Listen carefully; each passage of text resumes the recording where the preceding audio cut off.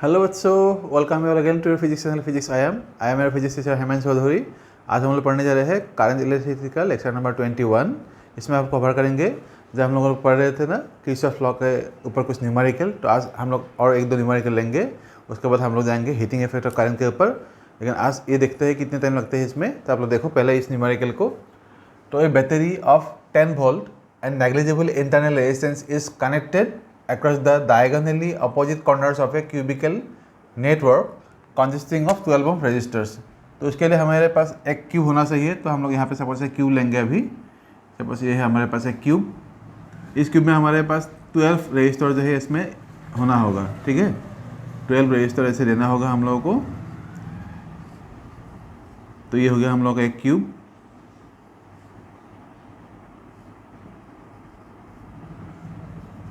ये हमारे पास एक क्यूब हो गया। इसको थोड़ा लंबा कर देते हैं। ठीक है, इसमें भी एक ऐसे होगा।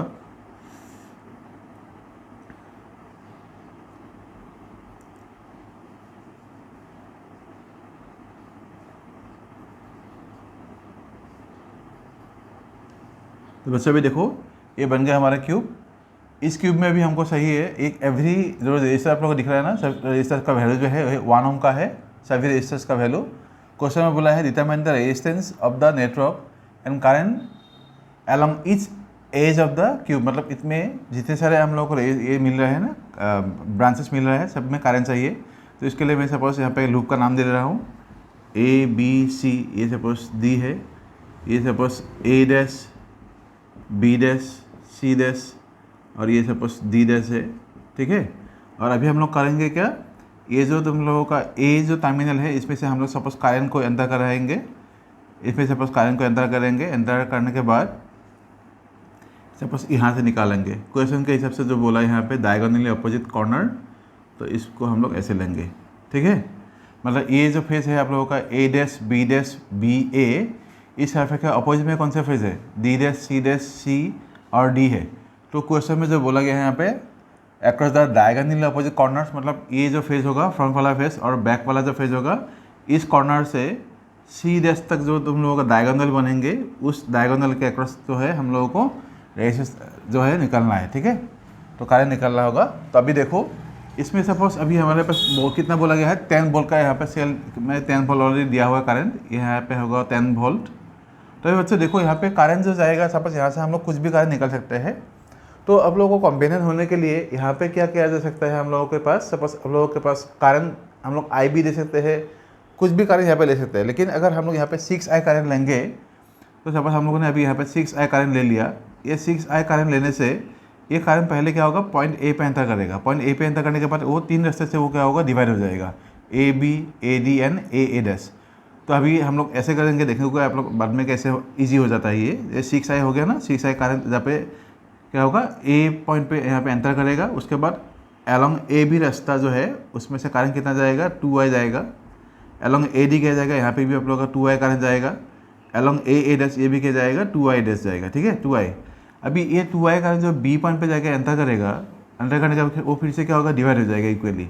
ये बी से सी जाएगा तो तब भी क्या जाएगा, यहाँ पे 1 एम्पेयर करंट जाएगा बी से सी, मतलब ये 2I में से फिर से इक्वली डिवाइड होगा। तो यह होगा आप लोगों का 1 एम्पेयर करंट, 1I यहाँ पे लिख सकते हो। इसमें से भी क्या होगा, बी डैश होगा, उसमें भी क्या होगा, 2I में से यहाँ पे I चला गया, यहाँ पे भी क्या आएगा आप लोगों का 1I।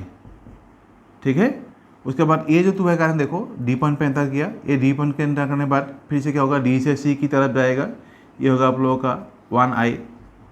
उसके बाद ऊपर की तरफ जा रहा है डी से डी डैश, ये भी क्या होगा आप लोगों का 1I करंट। ठीक है, ये जो 2I करंट था, ये 2I करंट जाके जब यहाँ पे एंटर करेगा तो क्या होगा, देखो ये 2I करंट ए डैश पे एंटर करेगा। एंटर करने के बाद क्या होगा, फिर से यहाँ में से भी क्या होगा, I करंट जो होगा अलोंग ए डैश बी डैश वे यहाँ पे चला जाएगा 1I करंट। और इसमें से भी क्या जाएगा, along A D dash D dash, इसमें से भी क्या जाएगा 1 एम्पेयर करंट ऐसे जाएगा 1I। ठीक है, 1I करंट ऐसे जाएगा। और फाइनली ये करंट जो है 1I यहाँ पे जाके जब एंटर करेगा, ये 1 भी यहाँ पे जाएगा, तो डी डैश सी डैश के अलोंग कितना जाएगा करंट, 2I जाएगा फिर से। और ये देखो आप लोग ये पॉइंट जो है बी डैश पॉइंट, यहाँ पे ये नीचे से बी डैश की तरफ जा रहा है 1i और ए डैश बी डैश से फिर से ये जा रहा है 1i, तो यहाँ पे भी क्या होगा, करंट जो होगा आप लोग का 2i। फिर से हम लोग देखेंगे ये जो 1i था, ये 1i यहाँ पे सी पॉइंट पे एंटर करेगा और ये जो 1i था ये सी पॉइंट पे एंटर करने के बाद सी से सी डैश की तरफ जाएगा, ये भी हो जाएगा आप लोगों का 2i करंट। तो अब लोग देखो यहाँ पे एंटर कितना किया था, 6i करंट, ये देखो 6i करंट यहाँ पे एंटर किया था 6i। फाइनली जब यहाँ से निकलेंगे आप लोग देखो ये 2i यहाँ पे एंटर करेगा, ये 2i यहाँ पे एंटर करेगा, ये 2i भी यहाँ पे एंटर करेगा, तो फाइनली फिर से यहाँ से क्या आ रहा है, 6i करंट निकल के आ जा रहा है। ठीक है, मतलब सेल में से जितना करंट गया था उतना ही करंट हम लोगों को मिल गया फिर से। अभी करना क्या है, देखो हमको सही क्या क्वेश्चन में बोला गया था इक्विवेलेंट रेजिस्टेंस निकालना है, उसके लिए हमको एक लूप लेना है। तो लूप के लिए सपोज हम लोग एक इजी सा लूप लेंगे, यहाँ से ए है, यहाँ पे ए बी सी डैश, ये सपोज ई है आप लोगों का, ये सपोज ई है, ऊपर से फिर से हम लोग आएंगे ए की तरफ। तो आप लोग लिखोगे यहाँ पे सॉल्यूशन, तो इन ए और यहाँ पे लिखो in loop A B C dash E A. तो अगर इस पाथ से हम लोग आएंगे तो जो भी करंट हमको मिल रहा है ये पूरा ये करंट का आप लोग नेटवर्क देखो कितना आ रहा है। तो ए से बी की तरफ जाएंगे तो क्या आएगा, यहाँ पे पोटेंशियल डिफरेंस कितना आएगा, रेजिस्टेंस सब में 1 ओम है, तो इस पोटेंशियल डिफरेंस कितना आएगा 2i × 1, मतलब 2i आएगा। तो हम लोग यहाँ पे क्या लेंगे, along the direction of current जा रहे हैं तो इसलिए आएगा यहाँ पे -2i। उसके बाद बी से सी की तरफ जाएंगे तो क्या आएगा 1i, वो भी आएगा -1i। उसके बाद सी से सी डैश की तरफ जाएंगे तो क्या आएगा, वो भी आएगा आप लोगों का 2i। सी से सी डैश जाएंगे तो क्या आएगा 2i। ऊपर से ये जो पार्ट है ये होगा आप लोगों का 10 वोल्ट। तो इसमें हम लोग क्या लिखेंगे, ई है तो ई को हम लोग ई ही लिख देते हैं अभी, इक्वल टू 0, लेकिन नेगेटिव से पॉजिटिव आएंगे तो ये होगा प्लस। तो इसमें आप लोग देखेंगे हम लोग क्या आ रहा है इधर, ई इक्वल टू, और रेजिस्टेंस जो यहाँ पे दिया है रेजिस्टेंस सभी का वैल्यू तो सेम होगा, तो आप लोग यहाँ पे लिख सकते हो ई इक्वल टू ये 2 + 2 4 + 1 यहाँ पे आएगा 5i इंटू रेजिस्टेंस का जो वैल्यू था, आप लोग अगर आर समझ लेते हो क्योंकि यहाँ पे लिखा हुआ है इन लूप, यहाँ पे लिख सकते हो फॉर, और नहीं तो लिखो गिवन रेजिस्टेंस जो दिया है वो क्या दिया है R इक्वल टू 1 होता है ना। तो अभी के लिए हम लोग क्या लिखेंगे यहाँ पे, सभी में सपोज R लिख दो क्योंकि पोटेंशियल डिफरेंस आपको लेना है, नहीं तो आप लोग को समझ में नहीं आएगा, बाद में प्रॉब्लम हो सकता है। तो इसको आप लोग 1i कर दो और सिंपली IR भी कर सकते हो, और इसमें भी क्या आएगा आप लोगों को 2IR ये हो गया प्लस। तो अभी क्या आएगा हम लोगों के पास 2 2 4 4 + 1 5, तो 5IR हो गया। तो इसमें अभी हम लोग करेंगे क्या, R equal to E equal to ये आ गया ना, तो R इक्वल टू हम लोग क्या करेंगे E/5i, नहीं तो यहाँ से R इक्वल टू हम लोग क्या लिखेंगे R इक्वल टू E/5i। यहाँ तक हो गया। अभी देखो आप लोग ऐसे कार्य है कि नहीं,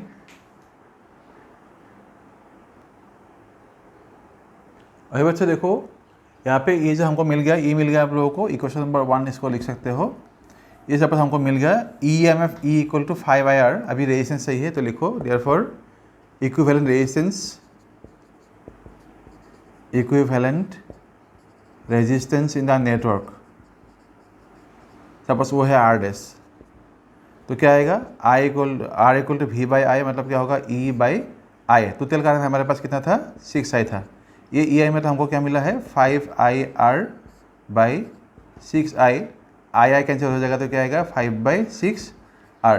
लेकिन R का वैल्यू हमारे पास कितना था, R इक्वल टू था हमारे पास 1 ohm, since R equal to 1 ohm therefore R dash is equal to कितना आएगा 5/6 ओम। तो ये है आप लोगों का equivalent resistance in the network.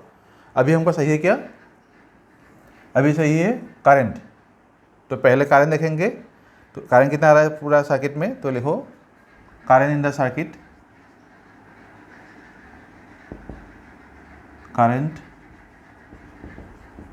In the circuit, current in the circuit मतलब क्या होगा I इक्वल टू आएगा V/R, तो V मतलब हमारे पास है E/R डैश, ये आप लोग के पास पहले से ही था 10, आर डैश में तो हमको मिल गया 5/6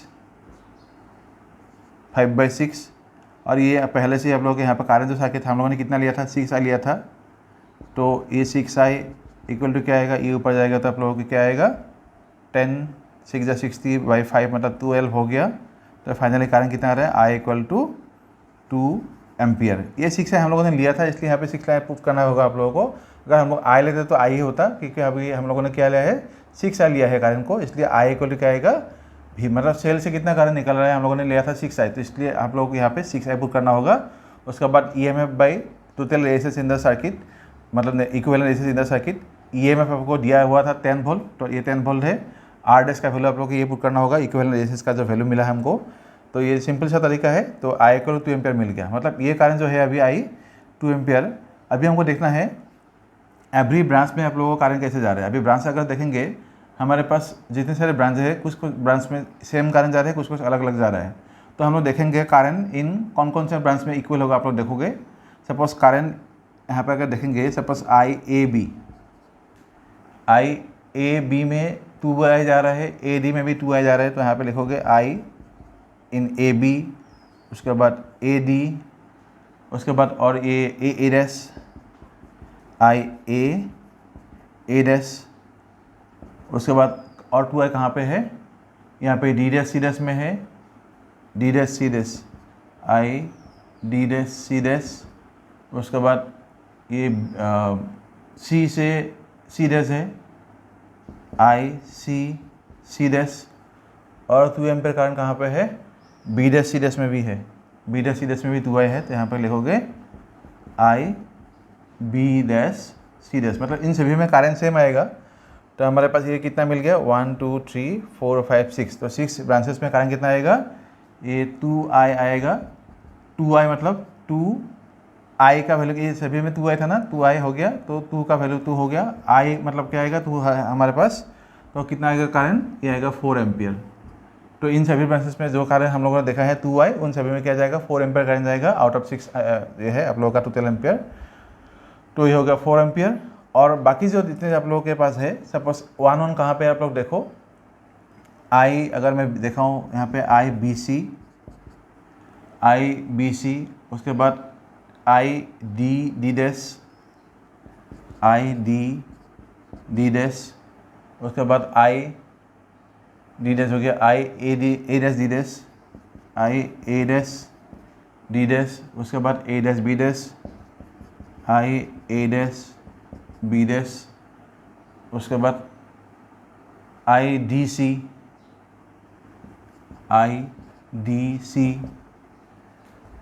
और 1 एम्पियर वाला कारण कहाँ पे देखा, ये होगा बी सी हो गया, डी सी हो गया, ये भी हो गया, और कहाँ पे है 1 एम्पियर करंट देखो, क्योंकि 12 है ना, ब्रांचेस 12 है, तो इसमें तो 6 मिल गया, 1 2 3 4 5 6, इसमें 1 2 3 4 5, और कहाँ पे था बच्चों देखो, आई बी सी मिल गया, आई डी डैश हो गया, आई ए डैश डी डैश हो गया, ए डैश बी डैश हम लोगों ने लिया है, हाँ ए डैश बी डैश भी ले लिया। उसके बाद और कौन सा कारण बचा हुआ है, ये है बी सी डैश, ये तो 2 एम्पियर करंट है। बी डैश नहीं लिया, तो बी डैश लेना है अभी, आई बी डैश, तो हो गया 6 ब्रांचेस। तो इन सभी में क्या होगा 1 एम्पियर करंट जा रहा था ना, 1i लिखा हुआ था, तो इसको लिखो 1 इंटू आई, तो i का वैल्यू फिर से क्या होगा 1 इंटू 2 इक्वल टू क्या आएगा 2 एम्पियर। मतलब बच्चों क्या हुआ, कुछ ब्रांचेस में 4 एम्पियर करंट जा रहा है और कुछ ब्रांचेस में 2 एम्पियर करंट जा रहा है। तो इस क्वेश्चन का सोल्यूशन यहीं पर खत्म हुआ। इसको पॉज करके लिखो, मैं दूसरा क्वेश्चन दे रहा हूँ।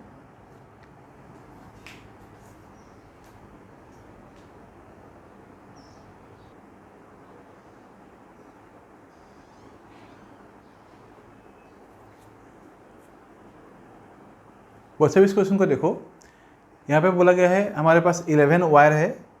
ये जो क्वेश्चन दिया है, find the total resistance from one end of the vacant edge of the cube to the other if resistance of each 11 wire is equal to 2 ohm. मतलब हमारे पास ऐसा क्यूब दिया हुआ है जिसमें 11 वायर है। मैंने ये जो ए और के बीच जो वायर था, ये पहले क्यूब बना लिया। क्यूब बनाने के बाद सब यहाँ से लेके ये वायर जो हम लोगों ने इसको हटा दिया। 11 वायर था इसमें, इसलिए एक वायर को हटाना है। उसके बाद बोला गया है इक्विवेलेंट रेजिस्टेंस कहाँ पे निकालना है, total resistance from one end of the vacant edge, मतलब ये जो गायब है अभी सरफेस जो है, जो ये एज अभी है, यहाँ इस एज में जहाँ जिस एज भी है आप लोगों के पास ऐसे लेंगे आप लोग, ज़रूरी नहीं कि यहाँ पे ही लेना है, यहाँ पे भी आप ले सकते हो, कहीं पे भी ले सकते हो एज को, मैंने यहाँ पे लिया है। तो क्या होगा, इस वैकेंट एज मतलब जो गायब है यहाँ से क्या होगा, इस पॉइंट से लेके इस पॉइंट के बीच टोटल रेजिस्टेंस जितना होगा पूरा सर्किट में, उस सर्किट का टोटल रेजिस्टेंस हमको निकालना है। क्वेश्चन में वही बोला गया है, तो देखो फिर से एक बार, find the total resistance from one end of the vacant edge of the cube to the other, मतलब वैकेंट एज में से ये पॉइंट हुआ और ये पॉइंट हुआ, तो ए और के बीच हम लोग को टोटल रेजिस्टेंस निकालना है। तो सेल सपोज अभी इन दोनों को हम लोगों ने क्या किया, ये सेल के साथ कनेक्ट कर दिया पूरा क्यूब को। तो सभी अभी सपोज क्यूब से जो करंट जाएगा वो सपोज करंट जा रहा है 2i नहीं लेके आप लोग कुछ भी दूसरा भी ले सकते हो, मैंने 2i लिया है क्योंकि अभी जो हम करंट देखेंगे यहाँ पे, अभी इस पॉइंट पे जब करंट एंटर करेगा पॉइंट ए पे, दो रास्ते से क्या होगा, डिवाइड हो जाएगा, यहाँ से ऐसे जाएगा, इसलिए मैंने 2i लिया है। तो आप लोग देखो, लेट टोटल रेजिस्टेंस या इक्विवेलेंट रेजिस्टेंस लिख सकते हो, let total resistance in the circuit equal to है सपोज R ओम। तो 2i अगर जाएगा तो कार EMF कितना आएगा, देयरफॉर EMF मतलब पोटेंशियल डिफरेंस कितना आएगा पूरे सर्किट में, E इक्वल टू वो क्या आएगा, E equal to I into R, I मतलब हमारे पास है 2i और रेजिस्टेंस दिया है R। सपोज इस इक्वेशन को हम लोग बनाएंगे इक्वेशन नंबर 1। अभी हम लोगों को करना क्या है, लूप लेना है। तो लूप अगर लिखेंगे तो देखो, इन लूप सपोज हम लोग लूप लेंगे ABHKEA,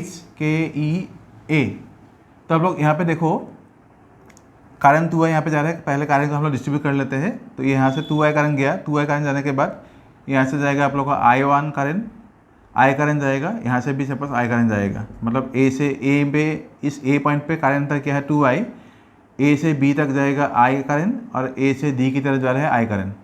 अभी जब I करंट यहाँ पे B पॉइंट पे एंटर करेगा तो क्या होगा, इसमें से एक पार्ट सपोज ऊपर की तरफ चला गया I1 करंट, ठीक है।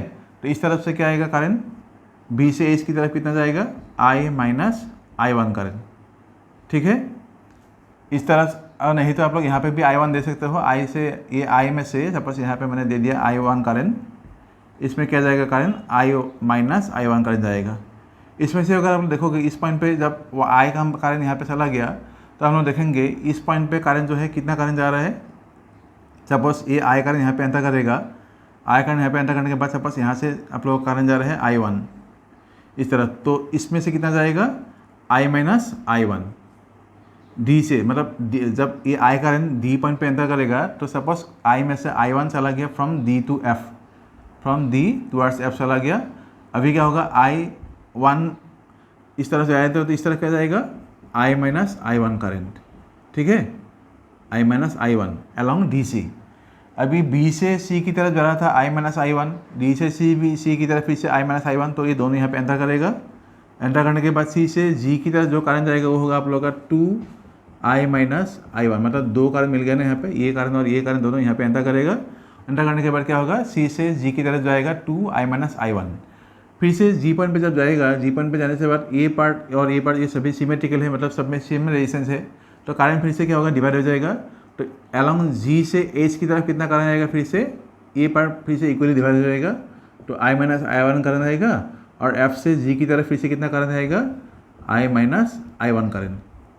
अब ये जो I माइनस I1 करंट यहाँ पे एंटर करेगा, यहाँ से भी I1 जा रहा है, यहाँ से भी I माइनस I1 आ रहा है, तो ये I1 और ये I1 देखो दोनों कैंसिल हो जाएगा। तो इस फिर से F से K की तरफ कितना करंट जाएगा, I करंट जाएगा, ठीक है। और ये जो पॉइंट H है, H पॉइंट पे कितना करंट आ रहा है, देखो I करंट आ रहा है यहाँ पे, और यहाँ से भी क्या हो रहा है I माइनस I1, तो E I1 पे क्या होगा, कैंसिल हो जाएगा। तो देखो आप लोग B से H में जाएगा ना, ये करंट I1 करंट जाएगा इधर, और ये करंट भी इधर आ रहा है H पॉइंट पे, तो I minus I1 plus I1 cancel होके यहाँ से भी क्या होगा, H से K की तरफ जो करंट आएगा वो होगा आप लोगों का I करंट, ठीक है। तो अभी EI करंट यहाँ पे एंटर करेगा, EI करंट भी यहाँ पे एंटर करेगा, तो फाइनली यहाँ से फिर से क्या निकलेगा, 2I। तो हमारे पास करंट कितना था, निकल गया था यहाँ से 2I, तो एंटर भी कितना करेगा, 2I। अभी हम लोग लूप लेंगे, लूप कौन सा लूप लेंगे, तो यहाँ से लूप लिखो, 2 लूप लेना है। सो मैंने सपोज यहाँ पे ले रहा हूँ, सपोज यहाँ से ई से शुरू करते हैं, तो ई ए बी एच के ई। तो अब देखो in loop E A B H K H, उसके बाद के ई, हो गया ना, ई ए बी एच के ई हो गया। तो अभी यहाँ पे हम लोग करना क्या है, कारण देखना है और पोटेंशियल इक्विवेलेंट जो है, यहाँ पे पोटेंशियल डिफरेंस जो आएगा पूरे सर्किट में, पूरे लूप में, वो देखना है। तो ए से बी की तरफ जा रहे थे, कारण था आई, तो हम लोग इसमें क्या लिखेंगे, सिर्फ आई लिखेंगे, और सभी रेजिस्टेंस का वैल्यू जो है वो 2 ओम था, तो 2 आ गया, तो क्या लिखेंगे हम लोग यहाँ पे 2i लिखेंगे। तो पोटेंशियल डिफरेंस आएगा 2i, लेकिन क्या आएगा -2i। ठीक है, सभी रेजिस्टेंस क्या है वैल्यू यहाँ पे लिखा है ना, ईच 11 वायर सबका वैल्यू कितना है 2 ओम, सभी यहाँ पे क्या है 2 ओम है। तो इसमें मैंने इसे लिख दिया 2i। ए से बी की तरफ जो जाएंगे पोटेंशियल डिफरेंस कितना प्रोड्यूस होगा 2i, लेकिन क्या होगा फ्रॉम हायर टू लोअर जा रहे हैं, तो इसलिए क्या होगा -2i। बी से एच की तरफ जाएगा तो क्या होगा -2i1, -2i1। एच से के की तरफ आ रहे हैं तो क्या होगा फिर से -i, और इधर कहीं पे भी आप लोगों का रजिस्टर नहीं है तो पोटेंशियल डिफरेंस नहीं आएगा। फाइनली है आप लोगों का ई, तो आप लोग यहाँ पे ई लिख सकते हो। ई मतलब नेगेटिव तो पॉजिटिव आ गया, तो यहाँ पे आप लोग लिखोगे ई इक्वल टू 0। तो इसको हम लोग थोड़ा सा सॉल्व करेंगे तो वैल्यू क्या आएगा, देखो ई इक्वल टू, ये इस तरह जाएंगे तो क्या आएगा 3i plus 2i1, 3i plus 2i1। इसको सपोज इक्वेशन नंबर हम लोग 2 ले लेते हैं, ए equal to 3i plus 2i1। यहाँ तो देखो आप लोगों को ये आ रहा है कि नहीं आप लोगों का। उसके बाद हम लोग दूसरा लूप लेंगे। दूसरा लूप हम लोग सपोज ये ले लेते हैं DFGCD। तो आप लोग लिखो इन लूप DFGCD,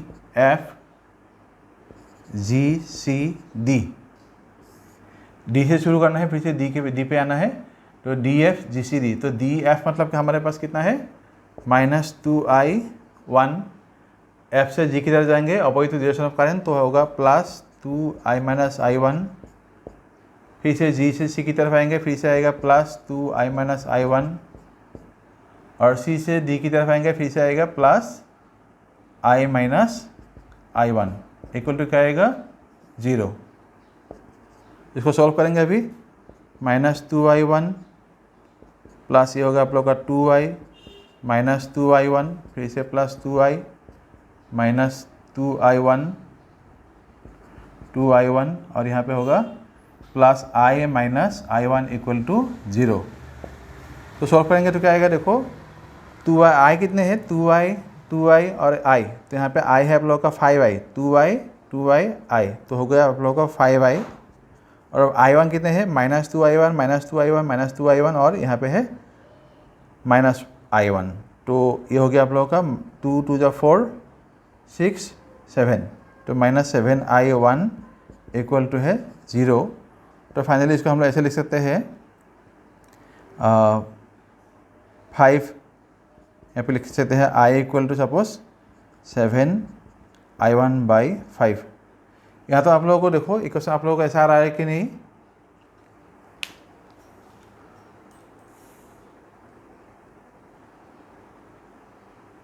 वैसे यहाँ पे देखो आप लोग को, ये मैंने गलती से आई लिख दिया क्योंकि पोटेंशियल डिफरेंस लेना है ना, तो उसमें अगर हम लोग देखेंगे एच से के की तरह हम लोग रेजिस्टेंस को यहाँ पे मल्टीप्लाई मैंने नहीं किया, तो उसमें मल्टीप्लाई करना होगा।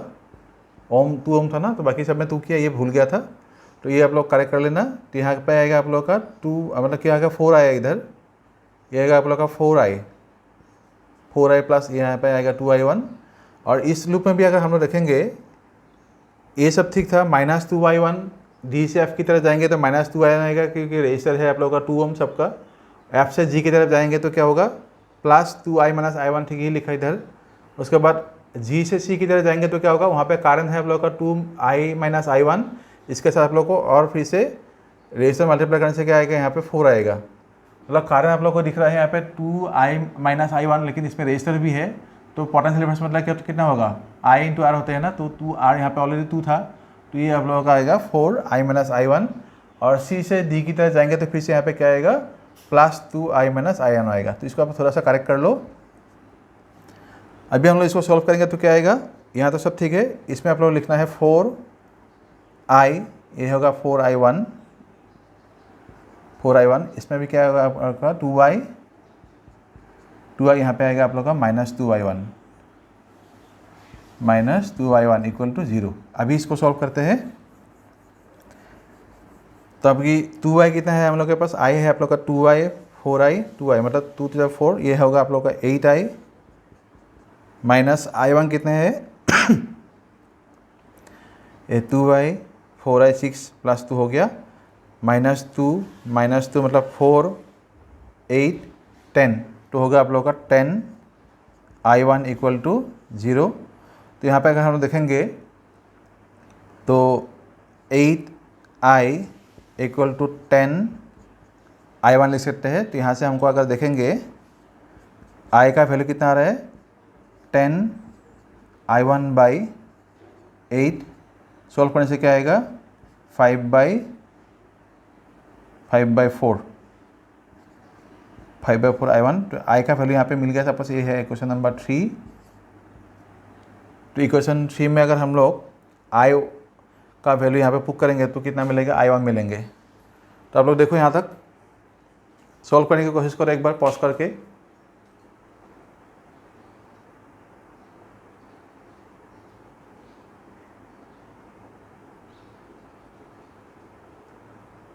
बच्चे देखो कर लिया ना। अभी जो यहाँ पे i1 दिया था तो i1 को हम लोग ऐसे लिख सकते हैं ना, i1 equal to 4/5i। Suppose ये है आप लोग का इक्वेशन नंबर 3, इसको 3 मत बनो, यहाँ पर सपोज इक्वेशन 3 हो गया।